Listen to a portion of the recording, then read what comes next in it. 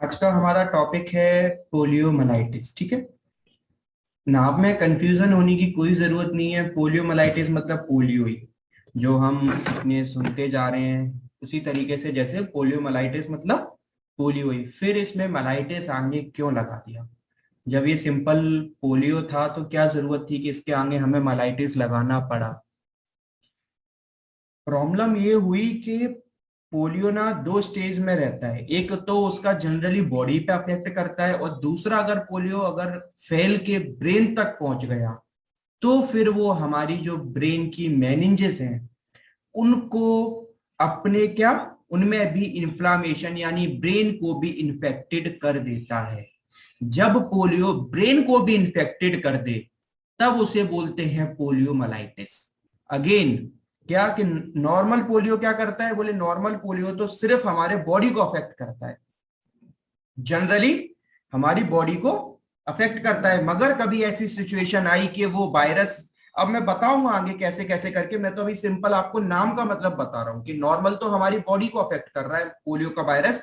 अगर वो virus travel करके आपकी ब्रेन तक पहुंच जाए और वहां ब्रेन पर आपकी मेनिंजेस या ब्रेन टिश्यूज या उन पे इंफेक्शन करके वहां पर इन्फ्लामेशन करा दे, तो आप उसको फिर बोलते हैं पोलियोमाइलिटिस। ठीक है। क्या होता है अभी पोलियोमाइलिटिस? पहले पोलियो के नाम से जानते हैं। इंडिया में बहुत ज्यादा वर्ल्ड वाइड, जैसे इस टाइम से कोविड फैला हुआ है ना, आज से कई साल पहले 30 to 40 ईयर पहले इंडिया में इस तरीके से पोलियो फैला हुआ था। बहुत ज्यादा पोलियो था। पोलियो के पेशेंट आप सब अपने खूब देखे होंगे। कंप्लीट कैसे हो जाते हैं? कंप्लीट पैरालिसिस हो जाते हैं, पूरी मसल्स खत्म हो जाती हैं। अगर मैं आपको एक पोलियो का पेशेंट दिखाऊं, मैं आपको सब बताऊंगा कि पोलियो के पेशेंट में ऐसा क्यों होता है, वो पैरालिसिस क्यों हो जाता है, मसल टोन क्यों चली जाती है, सब कुछ क्यों हो जाता है। एक एक चीजें दिखाऊं, एक एक चीजें आपको समझाने की और बताने की कोशिश करूंगा। इस तरीके से क्या हो गया? इस तरीके से ये सब हमें देखने को उनके लोअर, और ये भी बताऊंगा कि लोअर लिम्स ही जनरली क्यों अफेक्ट होते हैं। सब कुछ बताऊंगा। आप लोग एक एक करके समझने की आज बिल्कुल कोशिश करना। और पोलियो बहुत इंपॉर्टेंट टॉपिक होता है लाइफ लॉन्ग के लिए। ठीक है। क्या हम कह रहे हैं? पोलियोमाइलिटिस क्या है? ऑफ्टन कॉल्ड पोलियो और infantile paralysis. Infantile paralysis, infantile paralysis क्यों बोलते हैं? क्योंकि पोलियो का सबसे बड़ा कॉज है, पोलियो होता है आपके बच्चों में, एमोंग बेबीज और वेरी यंग चिल्ड्रन। पोलियो कभी बड़ों में नहीं होता। तभी आपने देखा है कि पोलियो की ड्रॉप 5 साल तक पिलाई जाती है। क्यों पिलाई जाती है? क्योंकि पोलियो का वायरस सिर्फ और सिर्फ बच्चों में ही अफेक्ट कर पाता है, क्योंकि उस टाइम पे उनकी बोन्स, उनकी मसल्स, उनकी जो सेल्स है वो सब बिल्डअप कर रहे होते हैं। उस ग्रोथ फेज में ये वायरस बहुत ज्यादा अफेक्ट दिखा पाता है। अब मैं आपसे पूछूं, क्या ये वायरस अगर आपके और मेरे अंदर घुस जाए तो हमें नहीं होगा? हमारे अंदर अभी ग्रोथ फेज इतना क्या हो रहा है कि हमारे अंदर क्या है, अभी इतना ग्रोथ फेज नहीं है, वो उस हम उस मैच्योरिटी पे आ चुके हैं कि हमारे अंदर वायरस इतना अफेक्ट नहीं कर पाएगा, और हमारी इम्यूनिटी भी स्ट्रांग हो गई है कि हम उस वायरस को डिफेक्ट कर पाएंगे, खत्म कर पाएंगे। मगर बच्चों में क्या होता है कि जिन बच्चों ने पोलियो की वैक्सीन नहीं ली, हम उनके लिए ही पढ़ेंगे जिन्होंने पोलियो की वैक्सीन नहीं ली। तो सपोज जिन बच्चों ने पोलियो की वैक्सीन ली तो उन बच्चों में सबसे ज्यादा एक सेकेंड,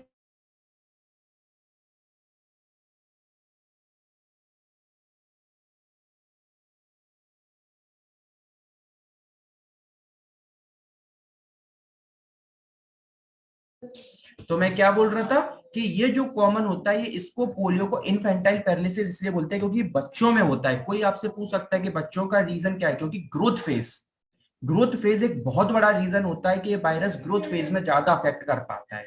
ठीक है। इसलिए इसको इन्फेंटाइल पैरालिसिस भी बोलते हैं। Why we called paralysis? क्योंकि अगर एक बार ये वायरस आपको हो गया तो ये प्रोग्रेसिव डिसीज है, बहुत ही कम चांसेस होते हैं कि आप इसे रोक पाए। मतलब नियर टू नेग्लिजिबल चांसेस होते हैं कि आप इस डिसीज को रोक पाए। ये पैरालिसिस करा के ही मानता है। लेकिन कहां रोक सकते हैं, कैसे रोक सकते हैं, मैं आपको वो भी आगे बताऊंगा कि कौन सी स्टेज हो सकती है जहां आप उसको पकड़ लो। ठीक है। अगेन, तो कुछ वर्ड्स यहाँ पर बहुत इंपॉर्टेंट वर्ड्स है, उनको मार्क करते चलना कि ये तो ये पहली चीज तो इन्फेंटाइल पैरालिसिस है। ठीक है, यानी बच्चों में होता है, रीजन में बता चुका हूं। दूसरी बड़ी चीज है इन्फेक्टियस डिसीज है। इन्फेक्टियस डिसीज का मतलब क्या होता है? ट्रांसमिटेड। अब आपके माइंड में बहुत बड़ा क्वेश्चन आ रहा होगा कि सर हमारे आसपास तो कितने सारे पोलियो के पेशेंट होते हैं, तो उनसे तो हमें कभी पोलियो हुआ नहीं। नहीं होगा, बिल्कुल नहीं होगा। फिर ये ट्रांसमिटेड कैसे है सर? ट्रांसमिटेड इसीलिए है क्योंकि अभी मैं आपको आगे बताऊंगा ये फैलता कैसे है। बस ये याद रखना, ये ट्रांसमिटेड है, आगे समझाऊंगा अभी इसको पूरा एक एक करके आपको समझाऊंगा कि क्यों ये इसको हम ट्रांसमिटेड कह रहे हैं। मगर एक पोलियो वाला पेशेंट है, इवन मेरी फैमिली में एक पोलियो पेशेंट है, मेरे खुद के अंकल है, तो मैं आपको बताऊंगा कि उनसे कैसे नहीं फैल रहा, उनसे कैसे नहीं फैल रहा, और फिर हम इसे इन्फेक्टेड, फिर हम इसको फैलने वाला भी क्यों बोल रहे हैं। तो ये आगे मैं इसको आपकी कंफ्यूजन दूर करूंगा आगे चल के, ठीक है, बहुत बड़ी कंफ्यूजन। अब ये वायरस होता कहां से है? ये वायरस क्या है? ये वायरस आपको नाम याद रखना पड़ेगा, जैसे हम कोविड में पढ़ते हैं कि सार्क कोव 2 फैमिली से है, इसी तरीके से इस वायरस की फैमिली को हमें याद समझना पड़ेगा। ये वायरस की फैमिली होती है पिकोरनो वायरिडी वायरस, पिकोरना वायरिडी फैमिली। कौन सी फैमिली होती है? पिकोरना वायरिडी फैमिली का एक सब ग्रुप होता है जिसे बोलते हैं एंटेरोवायरस। मैं अगर सिंपल बोलूं तो एक ये आपकी फैमिली है पिकोरना फैमिली, ये नाम लिखा हुआ पिकोरना वायरिडी फैमिली, इसका सब ग्रुप होता है। यानी ये तो बहुत बड़ी फैमिली है, अब इसका एक ग्रुप होगा जिसका ग्रुप है कौन सा? एंटेरोवायरस। उस एंटेरो वायरस के 3 सीरो टाइप्स होते हैं। जैसे आज की डेट में कोविड के सीरो टाइप आ रहे हैं, अभी आप बोलना नहीं चाहिए मुझे, बहुत से लोग बोलते हैं इंडियन वेरिएंट है, अमेरिकन वेरिएंट है, यूके, कोई वेरिएंट नहीं है, ये म्यूटेशन हो रहे हैं, कंट्री पे नाम नहीं देना चाहिए। ऐसे V1 ऐसे कल के वेरिएंट्स आ रहे हैं ना, आप जो म्यूटेंट्स पढ़ रहे हैं, ऐसे इसके 3 सीरो टाइप्स हैं, जो डिफरेंट डिफरेंट 3 सीरो टाइप्स हैं। क्या क्या सीरो टाइप्स होते हैं इसके? PV1, PV2 और PV3, ये आपको याद रखना पड़ेगा, ठीक है। अब आप बोलेंगे सर PV1 PV2 इनके नाम है, इनके नाम हम अभी आपको बताएंगे। क्या मैंने बोला कि पिकोरना वायरिडी फैमिली है जिसका सब ग्रुप है एंटेरोवायरस, और एंटेरोवायरस के 3 सीरो टाइप्स है जो आपको पोलियो कराते हैं, that is polio virus 1, polio virus 2 and polio virus 3। उनके नाम है, उनके नाम क्या है? उनके नाम है पिकोरना वायरस, पिकोरना वायरस बोलते हैं इनको, कॉक्सी बोलते हैं और इको वायरस बोलते हैं, ठीक है। 3 वायरस है इनके, क्या का नाम है? कोरोना वायरस, कॉक्सी वायरस और इको वायरस, ठीक है। इको तो पॉजिटिव वायरस कौन से हो गए? आप क्या नाम बोलोगे? कौन से वायरस आपको पोलियो कराते हैं? तो आप बोलोगे पिकोरना वायरस कराता है, कॉक्सी वायरस कराता है, इको वायरस कराता है। बोले सर फैमिली कौन सी है इनकी? तो इनकी पिकोरना वायरिडी फैमिली के सब ग्रुप एंटेरो वायरस के 3 सीरो टाइप्स है, PV1 PV2 PV3, यानी पोलियो वायरस 1 2 3, जिनके नाम क्या है? बोले सर नाम है इनके पिकोरना वायरस, कॉक्सी वायरस और इको वायरस, ठीक है। अब ये अफेक्ट क्या करते हैं? ये अफेक्ट देखो, ये अफेक्ट करते हैं आपकी स्पाइनल कॉर्ड। क्या अफेक्ट करते हैं? आपकी स्पाइनल कॉर्ड अफेक्ट करते हैं। आपकी स्पाइनल कॉर्ड में एंटीरियर हॉर्न सेल्स होते हैं, सेल्स होते हैं। अब ये आपकी स्पाइनल कॉर्ड है, इसके अंदर एंटीरियर हॉर्न सेल्स बने हुए होते हैं। ये वायरस उन एंटीरियर हॉर्न सेल्स को खत्म कर देता है, अफेक्ट करके उन्हें डैमेज कर देता है।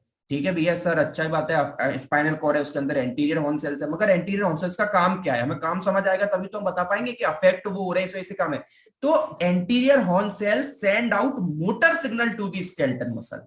क्या मैंने बोला कि anterior horn cells send out motor signal to the skeleton muscle, यानी जो ऊपर से कमांड आ रही है, ऊपर से वो स्केलेटन मसल तक कमांड कौन लेके जाएगा? Anterior horn cells. कौन सी कमांड? और स्केलेटन मसल आपके लिए किसके लिए होती है? मूवमेंट के लिए। इसीलिए एंटीरियर हॉर्न सेल ब्रेन से कमांड लेके आते हैं, motor signal, send out motor signal to the skeleton muscle. क्या? कि send out motor signal to the skeleton muscle. अब आपका क्या हो गया कि ये कमांड रुक गया, अब ब्रेन से आप कमांड नहीं कर पाएंगे। यानी आपसे कोई पूछ सकता है क्या इसमें मसल इफेक्ट होती है? सर नहीं होती। क्यों नहीं होती? क्योंकि इसमें जो नर्व है, इसमें मसल अफेक्ट नहीं होती। इसमें जो anterior horn cells spinal cord में बैठे हैं, जो कमांड लेके आते हैं ब्रेन से स्केलेटन मसल के लिए कि आप मूवमेंट करिए, आप काम करिए, वो कमांड खत्म हो गया, यानी वो एंटीरियर हॉर्न सेल्स चले गए। इस वजह से आपकी मसल्स आप काम नहीं कर पा रही। फिर सर बोलोगे कि अच्छा ठीक है, ये तो आपने अच्छा बताया, लेकिन अभी हमने पोलियो का डायग्राम देख के हमने देखा, उसमें देखा कि ये बच्चों पे तो सारी मसल्स फास्टिंग हो रही है, ये देखो, ये फिर क्यों हो रहा है? फिर इस तरीके से ये इस वजह से होता है कि जब भी आप नया नया पोलियो का पेशेंट देखोगे, उसकी कभी मसल वास्टिंग नहीं मिलेगी। आप भी अपने एक हाथ से 1 साल काम करना बंद कर दो, आपकी भी सारी मसल्स वास्टिंग स्टार्ट हो जाएगी। क्यों? क्योंकि हमारे बॉडी की प्रॉपर्टी, हम जिस चीज को काम में लेना बंद कर देते हैं वो अपने आप को खत्म करना स्टार्ट कर देती है।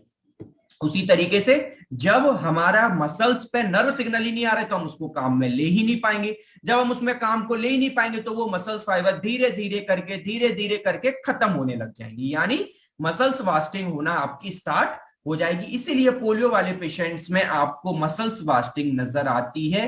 तो याद रखना है कि आपसे कोई पूछे क्या डायरेक्ट मसल इन्वॉल्वमेंट है, सर नहीं, डायरेक्ट मसल इन्वॉल्वमेंट नहीं है। जो एंटीरियर हॉर्न सेल्स कमांड चला रही है वो इन्वॉल्वमेंट है, उसकी वजह से मसल्स काम नहीं कर पाती। तो एक टाइम ड्यूरेशन के बाद पर्टिकुलर जो हमारी मसल्स है वो वास्टिंग में चली जाती है। ठीक है, यानी पहला मैंने बोला anterior horn cells of the spinal cord, and second most important that is motor nuclei of the brain stem. अगर यही वायरस, देखो ये वायरस अगर स्पाइनल कॉर्ड तक रहा तो ठीक है, मगर ये कभी कभी एंटीरियर हॉर्न सेल से ट्रेवल करके ऊपर, आपको पता है कि स्पाइनल कॉर्ड कहां खुलती है, ऊपर जाके ब्रेन स्टेम में तो खुलती है, फोरामेन मैग्नम के थ्रू।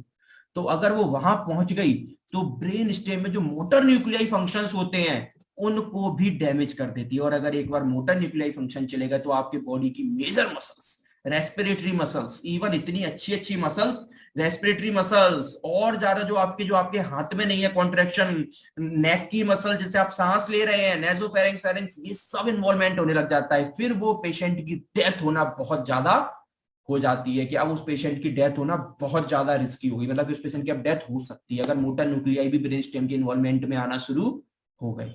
क्योंकि स्पाइनल कॉर्ड तक अगर इन्वॉल्वमेंट में रहा तो क्या होगा, तो सर ठीक है कि लिम्स इन्वॉल्वमेंट होंगे। अगर मोटर न्यूक्लियाई चलेगा तो फिर आपकी मेजर मसल्स इन्वॉल्वमेंट में स्टार्ट हो जाते हैं। यानी ब्रेन स्टेम, यानी मैं क्या कह सकता हूं यहां से सर मैं ये कह सकता हूं कि दो न्यूरॉन होते हैं। मैंने आपको बताया था कि दो न्यूरॉन होते हैं, एक होता है स्पाइनल कॉर्ड में चलते हैं लोअर मोटर न्यूरॉन, बोलते हैं कि नहीं, और ब्रेन में चलते हैं अपर मोटर न्यूरॉन, यही तो नाम होता है। अगर लोअर मोटर न्यूरॉन इन्वॉल्व है, यानी स्पाइनल कॉर्ड के एंटीरियर सेल्स, यानी लोअर मोटर न्यूरॉन का पार्ट इन्वॉल्वमेंट है, तो सिर्फ पैरालिसिस है।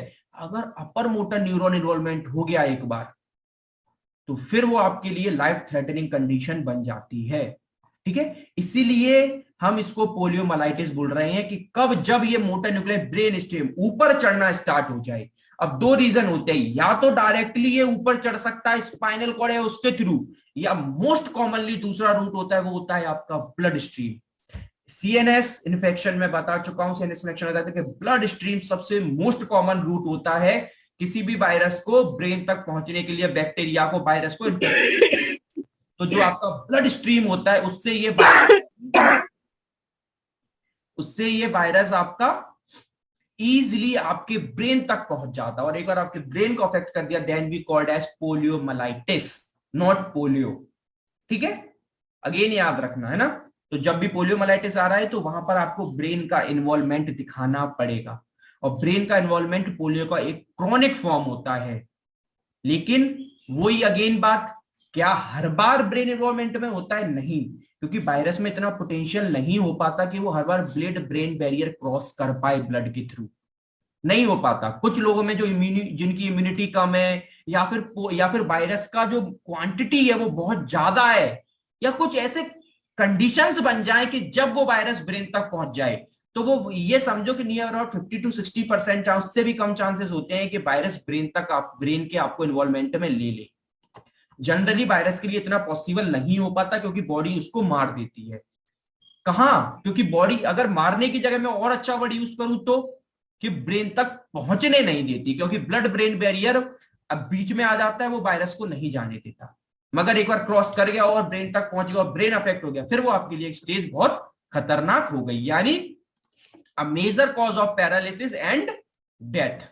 ठीक है, और वायरस के नाम मैंने बताए। अब मैं आपको अगेन सबसे इंपॉर्टेंट चीज मैंने बताया था आपको, ये ट्रांसमिटेड होती है। सर ये ट्रांसमिटेड कैसे होती है? मैंने कहा था आपको आगे समझाने वाला हूं उसको।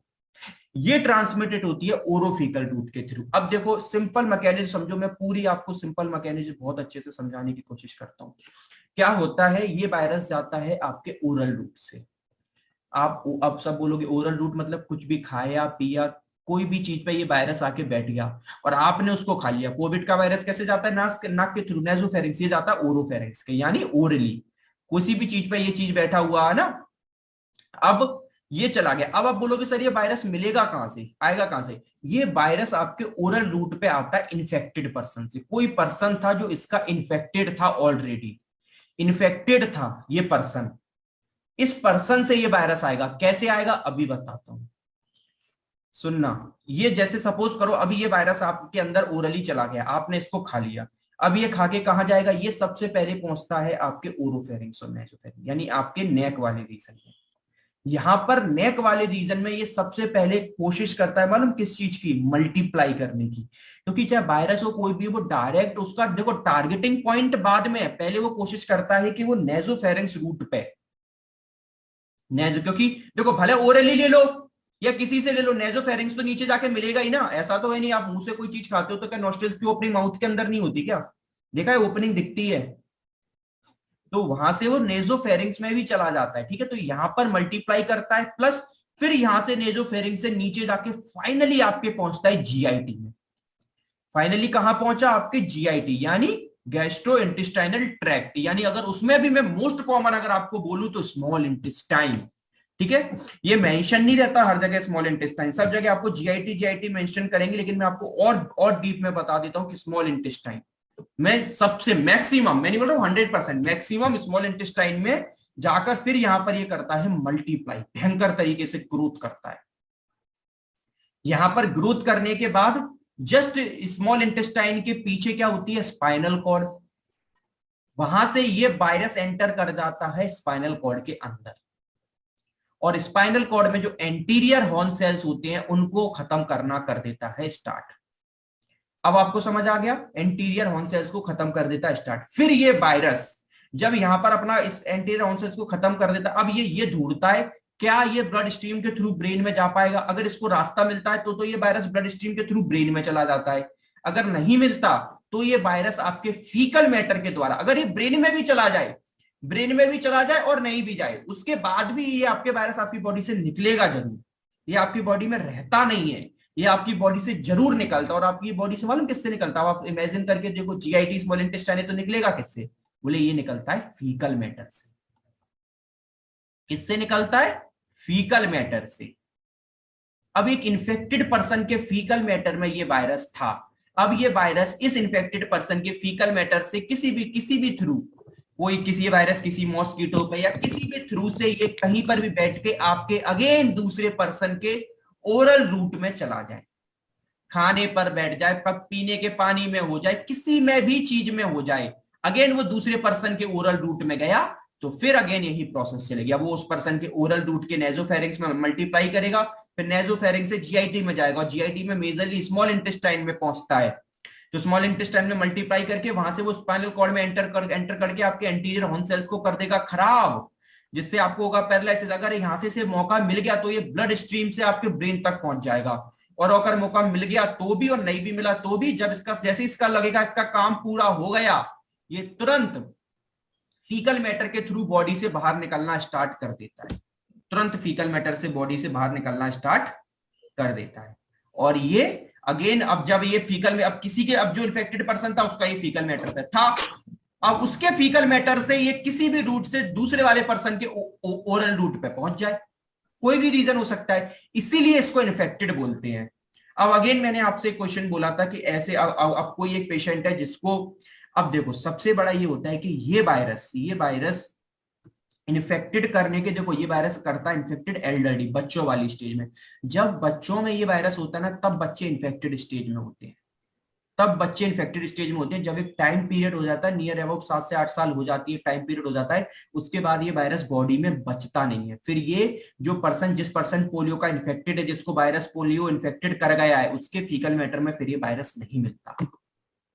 समझ रहे हैं मैंने क्या बोला, क्योंकि जब तक ये बच्चा रहता है, जब तक ये बच्चा है ना, जो भी चिल्ड्रन है उसके अंदर ये वायरस है, तो वो जब उसको पोलियो हो गया, उसके कुछ ही समय तक, नियर अबाउट, कोई एक एज रिलेशन अभी है नहीं है प्रॉपर, लेकिन फिर भी यही बोलते हैं कि जब तक वो बच्चा रहता है, चिल्ड्रन यंगर एज में रहता है, तभी तक उसकी फीकल मैटर में रहता है। फिर एक एज के बाद जैसे उसका ग्रोथ फेज खत्म हो जाता है, नियर अबाउट 8-10 साल का हो जाता है, 8-10 साल का बच्चा हो जाता है, उसके अंदर से ये वायरस निकल जाता है, फिर उसके फीकल मैटर में ये वायरस आपको नहीं मिलता, यानी अब वो पर्सन इन्फेक्टेड नहीं रहा। यानी जब उस पर्सन को पोलियो हुआ था तब वो इन्फेक्टेड स्टेज में था, कुछ सालों तक, नियर अबाउट कुछ साल भी ज्यादा बोल जाते हैं, 1 साल तक ही वो कुछ इन्फेक्टेड कुछ ऐसी स्टेज में रहता है, उसके बाद फिर वो इन्फेक्टेड नहीं रहता। ठीक है, इसलिए मैंने अभी आपको कहा था कि, अब इसलिए मैंने आपको स्टार्टिंग में समझाया था कि इसको हम इन्फेक्टेड तो बोल रहे हैं, मगर मैंने क्या बोला कि ये जो बड़े लोगों में और बहुत सारे लोगों में, फिर हम उसको क्यों नहीं बोलते कि मैंने खुद बोला था मेरी फैमिली, तो फिर ये इन्फेक्टेड क्यों नहीं है? क्योंकि एक एज के बाद ये फीकल मैटर से खत्म हो जाता है वायरस, ये बॉडी से बाहर निकल जाता है। ठीक है, तो person to person spread of polio virus by faeco oral route, इसलिए क्योंकि जो पर्सन इन्फेक्टेड है उसके फीकल मैटर से दूसरे दूसरे के ओरल रूट तक is the most common route of transmission.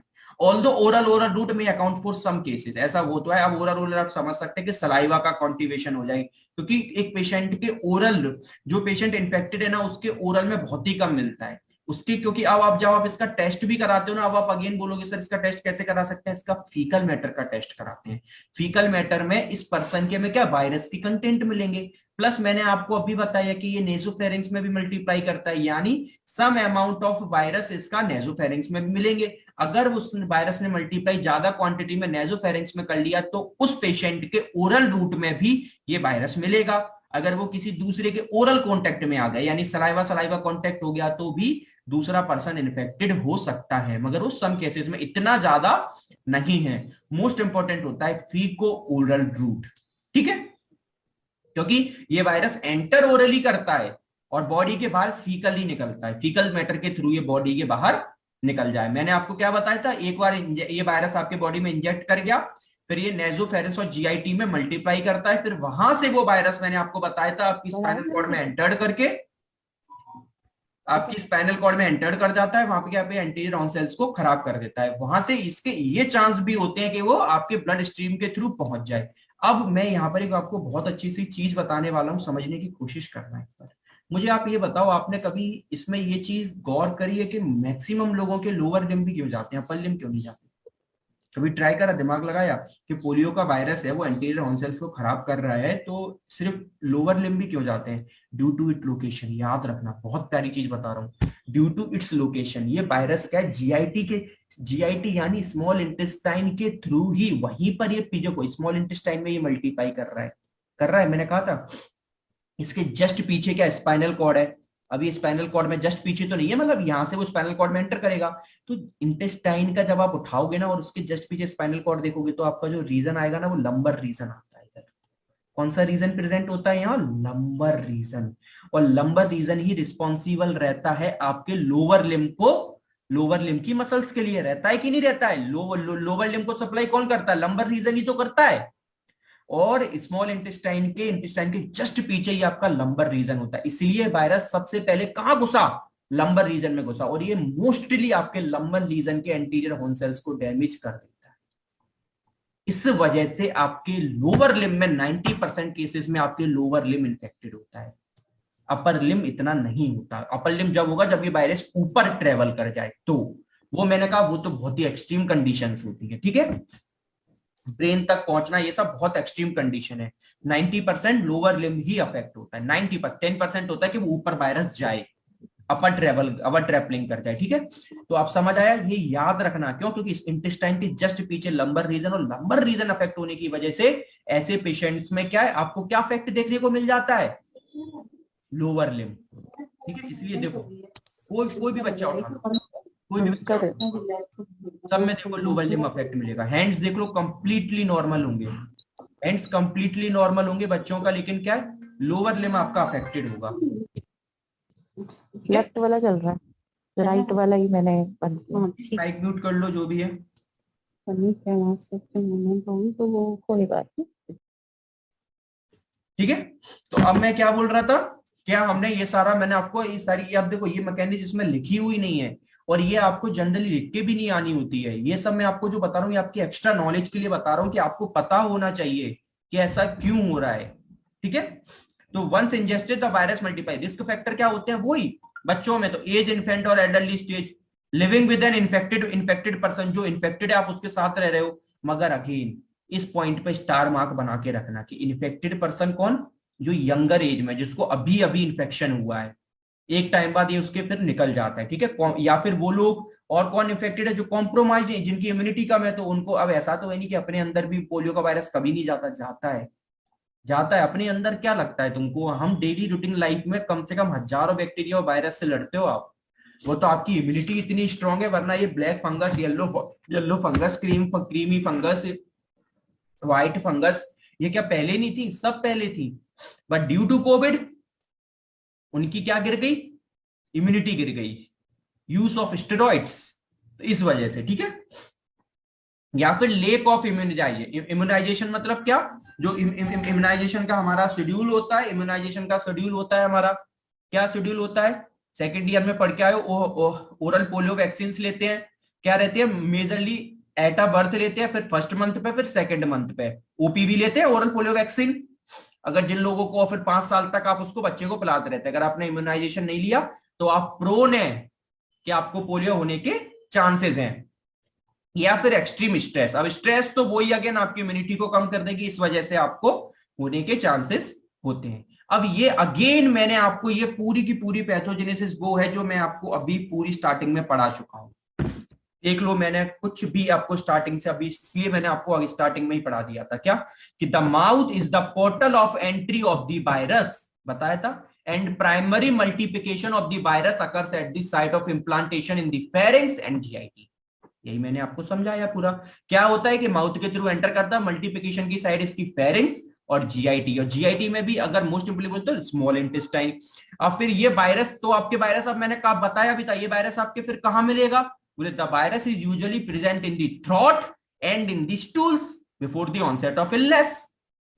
ये बहुत इंपॉर्टेंट लाइन है, क्या कि ऑनसेट ऑफ इलनेस, यानी आपके अंदर पोलियो वायरस तो पहुंच गया है, मगर उसके सिम्टम आने से पहले ही वो वायरस आपके स्टूल और थ्रोट में मिलना स्टार्ट हो जाता है। क्यों मिलना स्टार्ट हो जाता है? क्योंकि उसका मल्टीप्लिकेशन तो स्टार्ट हो ही चुका है। तो अब मल्टीप्लिकेशन होगा, एक्सेसिव अमाउंट में होगा, तो फीकल मैटर के थ्रू बाहर निकलना भी स्टार्ट हो जाता है। अगर इस स्टेज पर हम, लेकिन इस स्टेज पर सिम्टम्स ऐसे आते हैं कि हम उसके नियर टू नेग्लिजिबल होता है कि हम उस पेशेंट को पकड़ पाए। अभी बताएंगे क्या सिम्टम्स आते हैं, आप खुद बोलोगे अरे ये सिम्टम्स तो कौन पकड़ पाएगा अगर ये सिम्टम्स पोलियो के आ रहे हैं तो।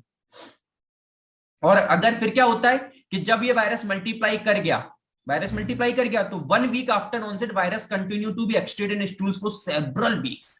यही तो, ये बहुत एक ऐसी स्टेज है जहां पर दूसरा बंदा जो उसके साथ रह रहा है, जो उसके साथ बच्चे रह रहा है, वो इन्फेक्टेड होने के सबसे ज्यादा चांसेस है। क्यों? क्योंकि अगर एक बार वायरस का ऑनसेट स्टार्ट हो गया तो वायरस कई हफ्तों तक आपके स्टूल के थ्रू एक्सक्रीटेड आउट होते रहते हैं, और वो जब तक एक्सक्रीटेड आउट होते हैं जब तक वायरस का पूरा कंटेंट आपकी बॉडी से खाली ना हो जाए। समझ रहे हो? तो ऐसा नहीं होता ये लाइफ टाइम वायरस आपके बॉडी में रहता है, ये कंटेंट खाली हो जाता है, वायरस खत्म हो जाता है। इसीलिए मैंने बोला कि कुछ सालों बाद ये जो जिनको पोलियो हो गया वो सिर्फ पैरालिसिस रह जाते हैं, लेकिन वो इन्फेक्टेड नहीं हो पाते, फिर वो इन्फेक्शन नहीं फैला पाते। क्यों? क्योंकि उनके अंदर से ये वायरस अब खत्म हो चुका है।